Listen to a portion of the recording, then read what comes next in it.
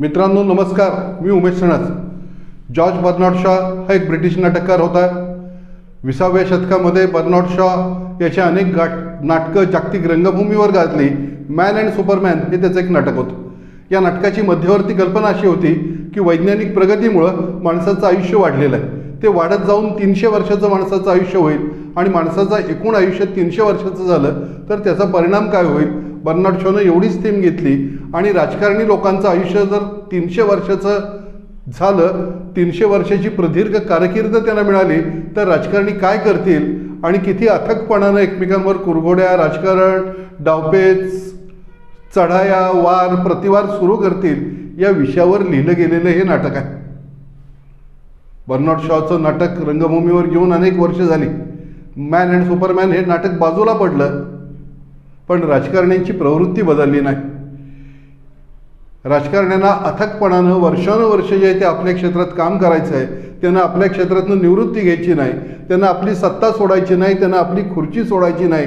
हे वारंवार स्पष्ट झालेलं आहे, सिद्ध झालेलं आहे आणि राजकारणी काहीही टीका झाली तरी ती सोडायला तयार नाहीत. प्रसंग आहे महाराष्ट्राचे आत्ताचे सगळ्यात मोठे नेते शरद पवार यांच्या राज्यसभेच्या नियुक्तीचा. शरद पवारांची 60 वर्षाची संसदीय कारकीर्द पूर्ण झालेली आहे.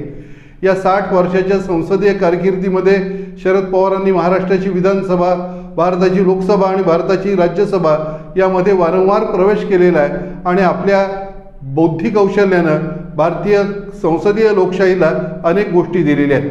महाराष्ट्राचं मुख्यमंत्रीपद, महाराष्ट्राचं विरोधी पक्षनेतेपद, देशाचं संरक्षण मंत्रीपद, देशाचं कृषी मंत्रीपद इत्यादी महत्त्वाची पदं शरद पवारांनी भूषवली. प्रश्न आता एवढाच आहे की 86 वर्ष पूर्ण होऊन गेल्यानंतरही शरद पवारांना या वयात त्यांचे आजारपण असताना राज्यसभेवर जावं वाटत असेल तर त्यांच्यापेक्षातल्या तरुणांना ते संधी कधी देणार हा प्रश्न खऱ्या अर्थानं लोकांना पडलेला आहे. गेली 20 वर्ष शरद पवार असं म्हणतायत की मला महाराष्ट्रात तरुणांची एक नवी फळी निर्माण करायची, त्या तरुणांच्या नव्या फळीच्या हातामध्ये सत्ता द्यायची आणि मला महाराष्ट्र जो आहे तो पुन्हा नव्यानं घडवायचा आहे. महाराष्ट्राचं रूप, रंग, चेहरा जो आहे तो पुन्हा नव्यानं बदलायचा आहे. हे करत असताना शरद पवारांना राज्यसभेवर जाण्याची काय आवश्यकता होती हा प्रश्न प्रकर्षानं पडतो. शरद पवारांनी त्यांच्या संसदीय कारकिर्दीमध्ये अशी कोणतीही गोष्ट मिळवायची राहिलेली नाही. असं असतानाही आपलं राज्यसभा सदस्यत्वाचं पद पवारांना सोडावंसं वाटत नसेल आणि त्याच्यासाठी असंख्य ॲडजस्टमेंट शरद पवार करणार असतील तर शरद पवारांनी या प्रश्नाचं उत्तर दिलं पाहिजे महाराष्ट्रातल्या जनतेला, स्वतःच्या कार्यकर्त्यांना आणि स्वतःच्या पक्षातल्या नव्या पिढीला की मला राज्यसभेत का जायचं आहे, राज्यसभेत जाऊन मी काय करणार आहे, राज्यसभेत जाऊन मी तिथं काय मिळवणार आहे. राज्यसभेतल्या चर्चांमध्ये शरद पवार सहभागी होणार नाहीत, राज्यसभेत सत्तेला प्रश्न विचारणार नाहीत, मंत्र्यांशी कुठल्याही प्रकारचे वादविवाद करणार नाहीत, राज्यसभेत लोकांचे प्रश्न मांडायला ते थांबणार नाहीत. मग राज्यसभेत शरद पवारांना जाऊन काय करायचं आहे. गेल्या 5-6 वर्षातल्या शरद पवारांच्या राज्यसभेतल्या हजेरीबद्दल आणि राज्यसभेमध्ये शरद पवारांनी केलेल्या भाषणांचा आढावा घेतला तर शरद पवार राज्यसभेमध्ये आणि संसदीय प्रणालीमध्ये फारसे सक्रिय नसल्याचं दिसून येतं. मग शरद पवारांना सत्तेचं पद का हवंसं वाटतं आणि राज्यसभेचं सदस्यत्व सोडून देऊन त्यांना फक्त राजकारण करता आलं नसतं का या प्रश्नाचं उत्तर लोकांना हवं आहे. राष्ट्रीय स्वयंसेवक संघाचे अध्यक्ष मोहनजी भागवत मंदिर असं म्हणाले की 75 वर्ष ही राजकारण्यांना वयासाठी मर्यादा असली पाहिजे. 75 पूर्ण झाल्यानंतर 75च्या सत्काराची खांद्यावर पडणारी शाल ही प्रत्येक राजकारण्यासाठी आणि प्रत्येक व्यक्तीसाठी निवृत्तीची शाल असली पाहिजे. स्वतःची 75 वर्ष मोहनराव भागवतांची पूर्ण झाली. मोहनराव भागवत स्वतःच्या पदावरून पाय उतार व्हायला तयार नाहीत. नरेंद्र मोदी यांना त्यांच्या पदावरून पाय उतार करण्यासाठी ही सगळी विधानं काही दिवसांपूर्वी मोहनराव भागवतांनी केली होती. नरेंद्र मोदी यांनी वयाची 75 वर्ष पूर्ण केली. मोदी हे सुद्धा निवृत्तीची भाषा बोलत नाही आहेत. मोदी अजूनही 18 तास काम करतात असा त्यांचा प्रचार केला जातो. मोदींनी 18 तास काम करणं त्यांना शक्य असताना त्यांच्या पदावरनं निवृत्त का व्हावं असा प्रश्न त्यांचे समर्थक विचारतात आणि या सगळ्या पार्श्वभूमीवर एकच प्रश्न आपल्यासमोर निर्माण होतो, तो म्हणजे राजकारण्यांना राजकारणातून निवृत्त होण्यासाठी वयोमर्यादा असावी का. जर शासकीय कर्मचारी हे वयाच्या 58व्या वर्षी निवृत्त होत असतील, निवृत्तीचं वय हे 60 केलं गेलेलं असेल, उच्च न्यायालयाच्या सर्वोच्च न्यायालयाच्या न्यायाधीशांसाठी निवृत्तीचं वय 62 आणि 65 केलं असेल तर राजकारणात काम करणाऱ्या लोकांसाठी निवृत्तीचं वय का नको? बुढ्ढेच बाजूला होणार नसतील तर तरुणांना संधी कधी मिळणार हा प्रश्न अनेक महाविद्यालयीन वक्तृत्व आणि वादविवाद स्पर्धांमध्ये वादविवादासाठी ठेवून दोन्ही बाजूनं वाद आणि प्रतिवाद केले जातात. परंतु आमच्या सार्वजनिक जीवनामध्ये जर इतक्या मोठ्या प्रमाणामध्ये सिनियर सिटिझन्सनी पदं व्यापली असतील आणि ती आपली राजकारणातली पदच सोडायला तयार नसतील तर युवा पिढीनं नेमकं काय करायचं हा प्रश्न आहे.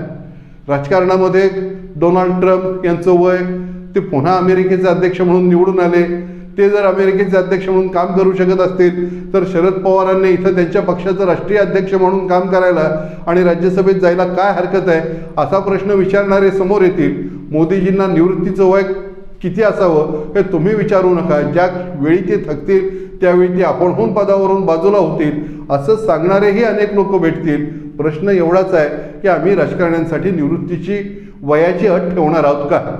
प्रत्येक राजकारणी जर वयाच्या 60व्या वर्षी किमान भारतामध्ये निवृत्त झाला तर नवीन पिढीला संधी मिळेल, नवीन पिढीला आपल्या कल्पना राबवता येतील, नवीन पिढीला काम करता येईल. असं करण्यासाठी भारतातल्या नागरिकांची मानसिकता आहे का?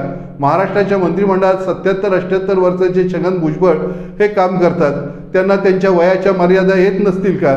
त्यांना तरुण मंत्र्यांप्रमाणे धावपळ करणं, पळापळ करणं आणि दिवसाचे 18-20 तास काम करणं शक्य असेल का?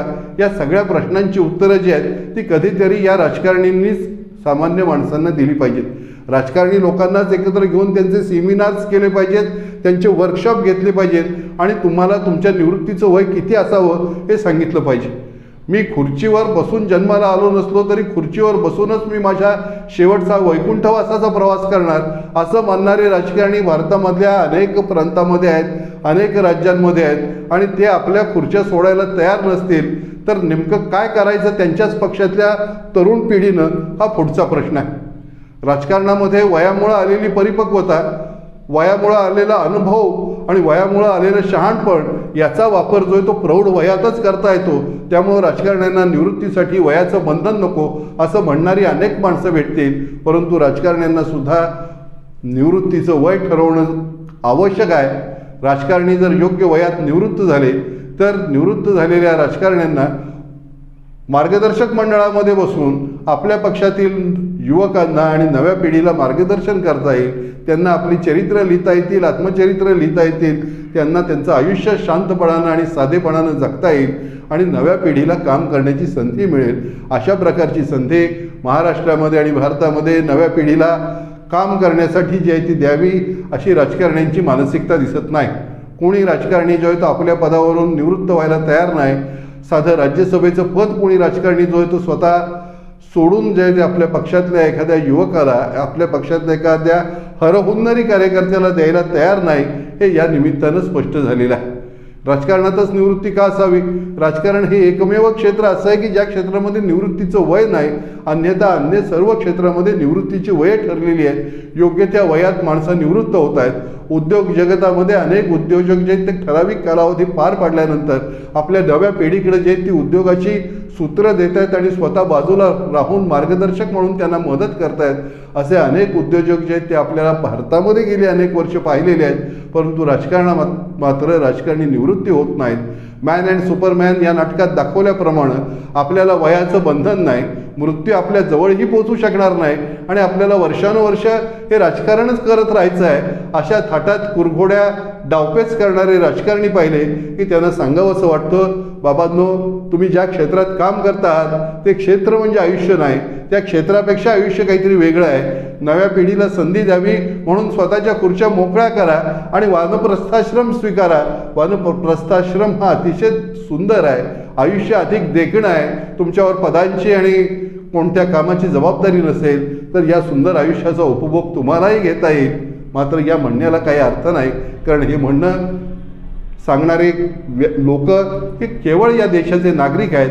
नागरिकांच्या शब्दांना फारशी किंमत द्यावी असं राजकारण्यांना वाटत नाही.